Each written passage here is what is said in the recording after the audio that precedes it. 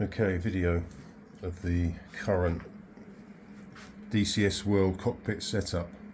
I did originally have a dedicated cockpit, but I was discouraged from flying because it was a pain in the arse to set it all up. It had a separate computer attached to it, so I've moved the SimRig computer to main use. It's all Virpil stuff apart from the pedals. We've got two bass shakers attached to an amplifier that runs sim haptic stuff, which is pretty fucking awesome, I have to say.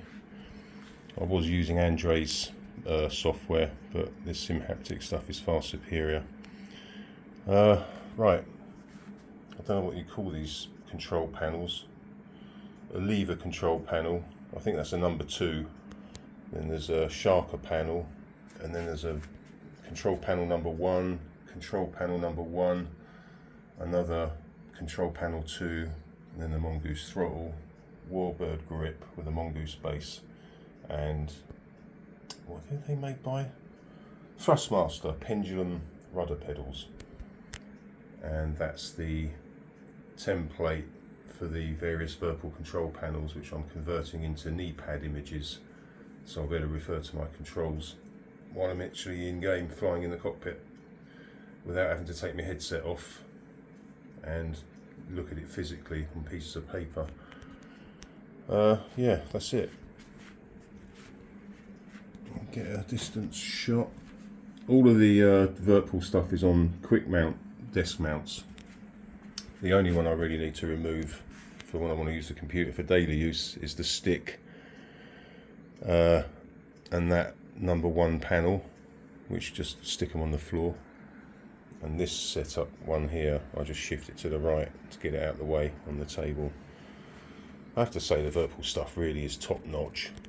They've pretty much thought of everything. It's taken them a while to evolve it. Originally these clamps were, you had to wind them on and off, but now they've got quick release, a little red lever, which makes it an absolute doddle to put them on and off. It is heavy stuff though, so watch your joints. But yeah, the mapping is taking hours, but try to kind of replicate as closely as possible the position of the controls in the real cockpit. It's roughly to where the controls are in the hardware, the physical hardware. Anyway, hope it's of some help or inspiration maybe. This Virpil stuff allows you to turn a regular seat and desk computer setup into a virtual cockpit pretty easily.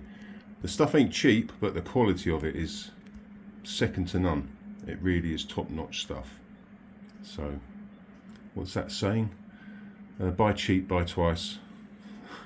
Buy expensive, you won't need to buy again until eventually it wears out. I don't know when this stuff would ever wear out. It's so robust and high quality. I think it'd last pretty much for a lifetime. Anyway, hope you enjoyed it, and see you in the next one.